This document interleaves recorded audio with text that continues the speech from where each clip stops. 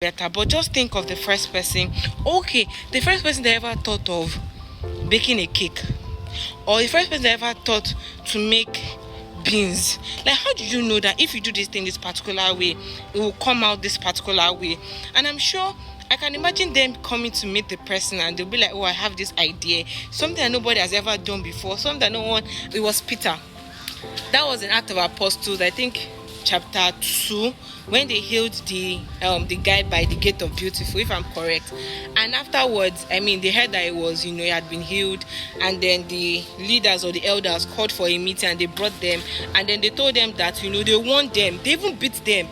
They beat them. Like, it's not beating of Kai, don't do that again. They beat them black blue. And then they warned them that we must never see you. In fact, you must never preach this gospel again. One, they went back rejoicing that people even counted us worthy.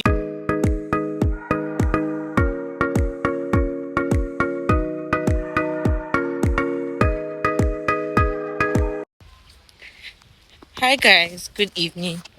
So I had this thought and I wanted to share with us, right? Have you ever thought of the first person that maybe started the road or built a house? And I'm talking about like build the first house, like the person that even thought of the idea of building a house. It might sound funny to you, but just imagine it, like the world, the earth was just grass. Have you ever been to like a thick forest or like a bush, an environment where there's just a lot of bush? So imagine that a huge part of the world was water and bush. But then one day someone thought that instead of, like cavemen living inside caves, why don't we build houses? And from there, maybe I don't know how houses started, but I can think of like mud houses before things got better, and as of now things keep getting better. But just think of the first person. Okay, the first person that ever thought of baking a cake, or the first person that ever thought to make beans. Like, how did you know that if you do this thing this particular way, it will come out this particular way? And I'm sure I can imagine them coming to meet the person and they'll be like, oh, I have this idea, something that nobody has ever done before, something that no one has ever thought of, something that nobody even knows how it will turn out. But they had the idea anyway. They went with it, and I mean, today look at all of us building on people's ideas, living life based on what someone else thought of, what someone else dreamed about, what someone else imagined, and then everybody in the world is doing it now, and even building on that initial idea or design. Okay, someone will say, Sean, where are you going with this? What's your point? My point is, a lot of us have ideas, we have this vision, we have an idea of what we want for ourselves. We have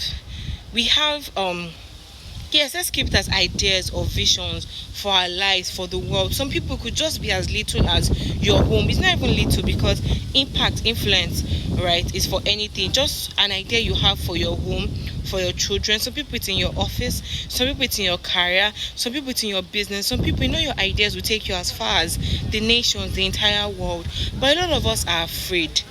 Now, I've brought this thing up and I keep telling people that I believe that the life that you want for yourself is very possible. The only question is, are you bold enough to go for that life? Are you bold enough to ensure you have that life? So there was a time I actually said that comment, that quote somewhere, and someone made an excellent point.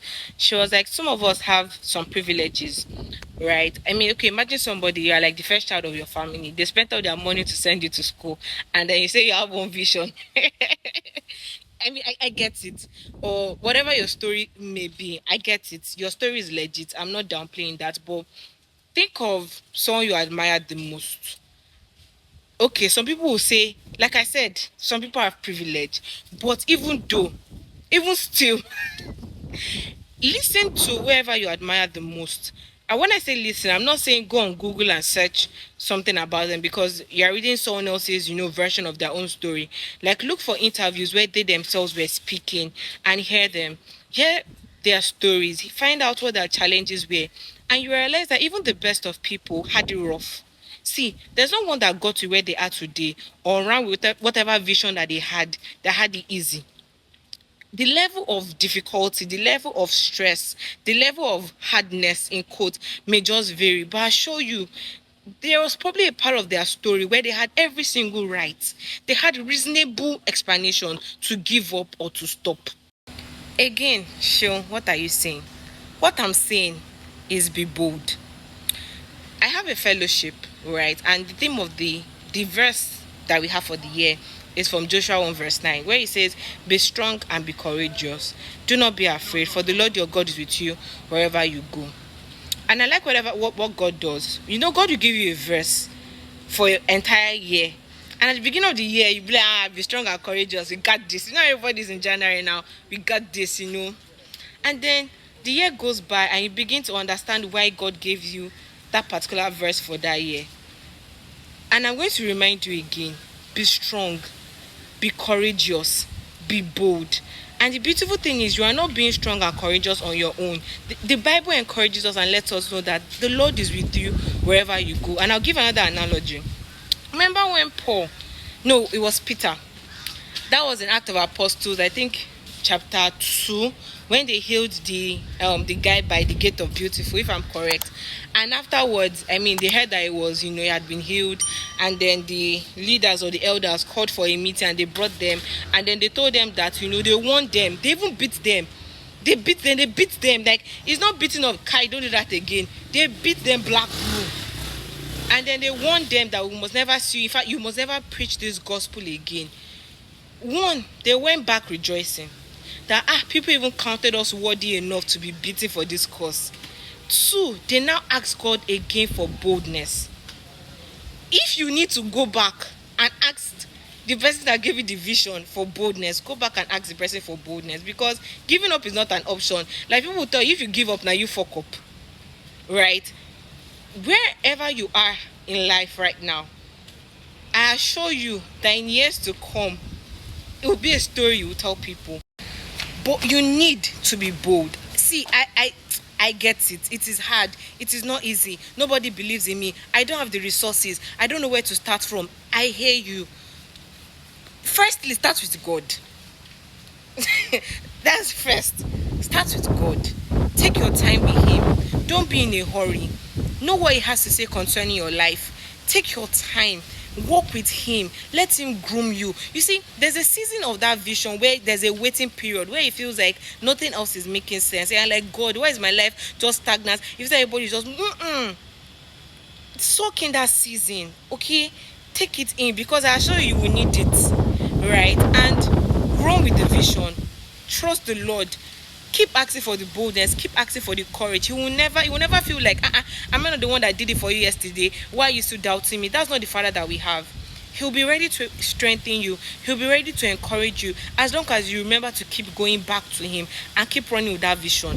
So that is the word for you for today. Be bold, be strong, and be courageous, for the Lord your God is with you wherever you go.